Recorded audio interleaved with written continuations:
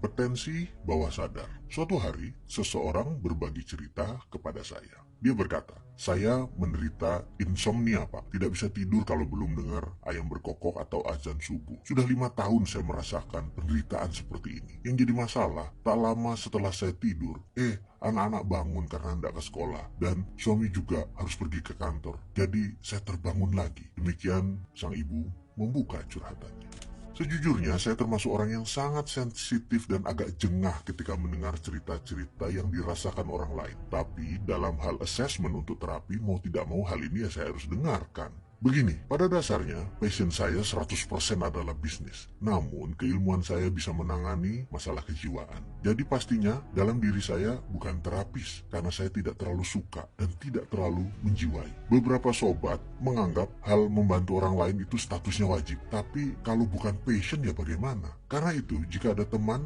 meminta sesi terapi, oke lah, saya bantu berdasarkan rasa kemanusiaan saja. Sekarang kita kembali ke cerita si ibu yang insomnia tadi. Saya pun bertanya kepada sang ibu, kira-kira bagaimana asal muasalnya, di mana dia menceritakan versi dia. Bahwa menurutnya 6 tahun yang lalu, suaminya itu dapat shift malam dalam kerja di pabrik. Setiap malam pulang pukul 12, kira-kira sampai rumah pukul 1-an. Tiap malam dia pun harus menunggu sang suami. Karena kebiasaan tersebut, dia sekarang nggak bisa tidur hingga harus lewat larut malam atau menjelang pagi. Sekali lagi, itu hanya informasi dari sang ibu. Disinilah kemampuan kita untuk melihat masalah diuji. Benarkah kesimpulan ibu tersebut atau itu hanya asumsinya dia? Saya mencoba memperhatikan benar apa yang terjadi pada wajah sang ibu. Saya melihat dia jujur. Tapi saya terus menggali dengan pertanyaan, maka saya berkesimpulan, rasanya ini asumsi deh, bukan akar masalah yang sebenarnya. Saya harus menggali lebih dalam lagi. Kali ini saya harus memimpin pertanyaan. Saya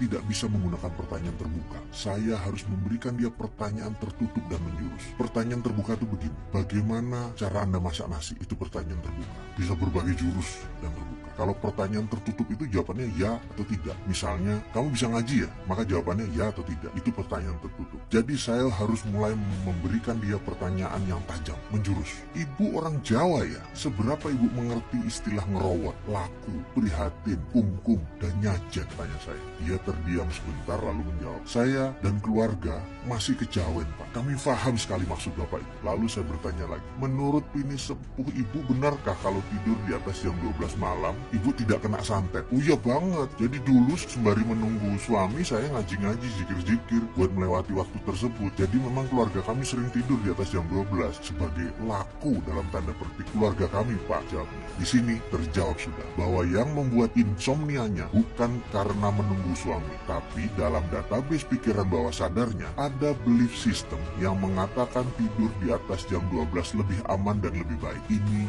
adalah belief system. Jadi hati-hati dengan belief system Anda. Kalau tidak dibetulkan, maka bisa-bisa software kemakmuran tidak bisa masuk karena OS-nya tidak kompatibel. Sahabat sudah melihat sambungannya bahwa saya tadi hanya mengandaikan bahwa dia tidak bisa tidur insomnia bukan karena suaminya sering pulang telat atau dia harus menunggu, tapi memang ada belief system di bawah sadarnya. Jadi, belief system sukses inilah yang penting. Adakah belief system sukses tadi? Atau adakah belief system Anda yang merusak sistem